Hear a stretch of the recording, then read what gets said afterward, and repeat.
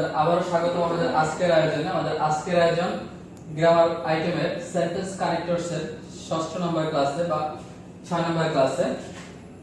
দেখো আমরা এর আগে সেন্টেন্স কানেক্টরস এর আরো 5টা ক্লাস করে ফেলেছি। তোমরা যারা নাম এই ক্লাসগুলো মিস করেছো তারা অবশ্যই আমাদের ডেসক্রিপশন বক্সে লিংকগুলো দেওয়া আছে, তোমরা সেখান থেকে পিছনের ক্লাসগুলো দেখে আসতে পারো। এই সেন্টেন্স কানেক্টরস গ্রামারটি এসএসসি এবং এইচএসসি লেভেলে ইম্পর্টেন্ট একটা গ্রামার আইটেম, ঠিক আছে? তো এই গ্রামার আইটেমটা আমরা ধারাবাহিক প্রক্রিয়ায় শুরু করতেছি, তোমরা অবশ্যই এগুলো দেখবা। আর আজকে আমরা যে কানেক্টরসগুলো নিয়ে আলোচনা করব, when, while, till, until, before, after, এই কানেক্টরসগুলো নিয়ে আমরা কথা বলবো। এই কানেক্টরসগুলো সাধারণত সময়বাচক শব্দকে নির্দেশ করে। আর আমরা আগের ক্লাসগুলোতে বলেছি সেন্টেন্স কানেক্টরস আসলে কি, দুটি শব্দকে অথবা দুটি বাক্যকে সংযুক্ত বা বিয়োজিত করে যে শব্দ তাকে সেন্টেন্স কানেক্টরস বলে। তো এই শব্দগুলো হচ্ছে সেন্টেন্স কানেক্টরস, যেগুলো নিয়ে আমরা দুটি শব্দকে অথবা দুটি বাক্যকে বিয়োজিত অথবা সংযুক্ত করতে পারি। তো আমরা একটু দেখি যে এই শব্দগুলো আমরা কোথায় বসাতে পারবো, যেখানে সময় নির্দেশ করবে, যেই সেন্টেন্সগুলোর মধ্যে সময় নির্দেশক থাকবে এবং ওখানে আমাদের কানেক্টরস ইউজ করতে পারবে, সেইখানে আমরা উপরের গুলো ব্যবহার করার চেষ্টা করব। দেখো when মানে কি যখন, while মানে যখন, till যতক্ষণ পর্যন্ত, until যতক্ষণ পর্যন্ত না, before আগে, after পরে। এইগুলো যদি আমরা একটু অর্থগুলো বুঝি তাহলে কিন্তু খুব ইজিলি বসাতে পারবো। আর যারা অর্থ না পারে তারা একটু কৌশল বা বারো প্র্যাকটিসের ফলে কিন্তু এটা আয়ত্ত করতে পারবো। আমি করাচ্ছি, তোমরা একটু ভালো করে খেয়াল করো যে কিভাবে করা যায়। দেখো the farmers start working in morning and continue dash sunset। দেখো ফার্মার স্টার্ট ওয়ার্কিং, তারা কাজ শুরু করে, কৃষকরা কাজ শুরু করে ইন দ্য মর্নিং, মর্নিং থেকে শুরু করে এবং কন্টিনিউ এবং ধারাবাহিক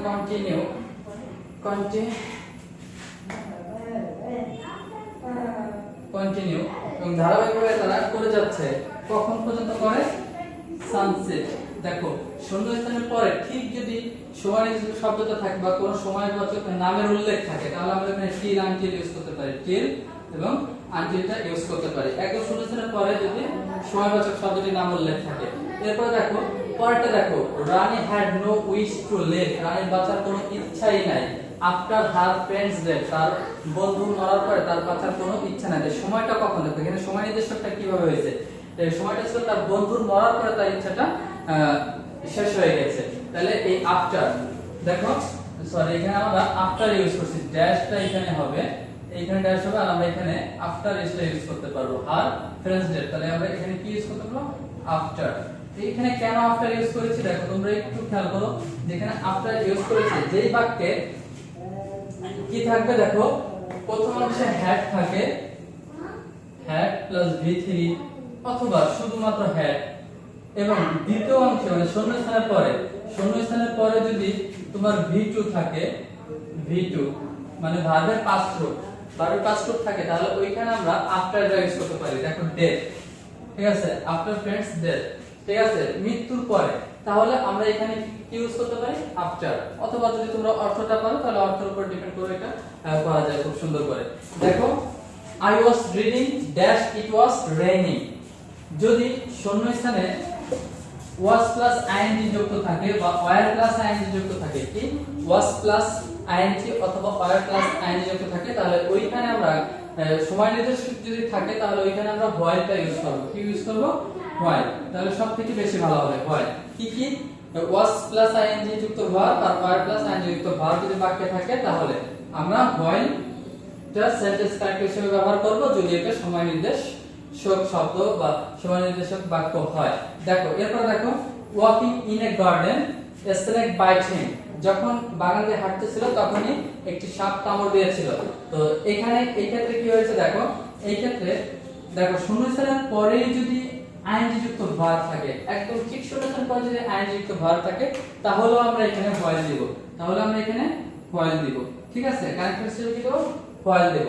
একদম শূন্যস্থানের পর আইএনজি যুক্ত ভার্ব থাকবে অথবা ওয়ার প্লাস আইএনজি যুক্ত ভার্ব, ওয়াজ প্লাস আইএনজি যুক্ত ভার্ব। দেখো he had learn English, I learn English, যদি শূন্যস্থানের আগের বাক্যে হ্যাড প্লাস V3 থাকে এবং পরের অংশে কি থাকে এবং পরের অংশে V2 থাকে তাহলে আমরা before দিব, তাহলে আমরা কি দিব? before দিব, ঠিক আছে, তাহলে আমরা কি ইউজ করব? before ইউজ করব। আচ্ছা দেখো I gave him money. I gave him money. Dash he came here. দেখো I gave him money, আমি তাকে টাকা দিয়েছিলাম। Dash he came here. দেখো এখানে কি হবে correct after I gave him money when, যখন সে এসেছিল, when he came here। যদি ভার্বগুলো একই ধরনের হয় তাহলে আমরা সমানে যে সব বলে তাহলে আমরা when ইউজ করতে পারি। এখানে V2 আছে, এখানেও V2 আছে, তাহলে আমরা এখানে কি ইউজ করতে পারি, when টা ইউজ করতে পারি। তাহলে দেখো আবার একটু তোমাদের বলে দিই কি কি ক্ষেত্রে আমরা কোনটা কোনটা কানেক্ট ইউজ করতে হবে সময় নির্দেশ করার ক্ষেত্রে। দেখো যদি একদম শূন্যস্থানের পরে সময়বাচক শব্দ থাকে তাহলে আমরা টিল অথবা আনটিল ইউজ করব, ঠিক আছে। আর যদি কি থাকে শূন্যস্থানের ওই বাক্যের পরে, ঠিক আছে, হ্যাড থাকে অথবা V2 থাকে তাহলে আমরা আফটার ইউজ করতে পারবো, অর্থ অনুযায়ী করলে বেশি ভালো হয়। আর যদি বাক্যে যদি ওয়াজ প্লাস আইনযুক্ত ভার্ব অথবা শূন্যস্থানের পরে যদি আইনযুক্ত ভার্ব থাকে তাহলে আমরা হোয়াইল টা ব্যবহার করতে পারবো। আর যদি বাক্যের মধ্যে হ্যাড প্লাস V3 এবং পরের বাক্যে যদি যে V2 হয় তাহলে আমরা এখানে V4 টা ইউজ করতে পারবো। এবং যদি একই সেম হয় তাহলে বাক্যে এখানে V2 আছে, এখানেও V2, এখানে V1, ওইখানেও V1, মানে ভার্বের প্রেজেন্ট ফর্ম, তাহলে আমরা অবশ্যই এখানে কি ইউজ করতে পারবো, এখানে হোয়াইল টা ইউজ করতে পারবো।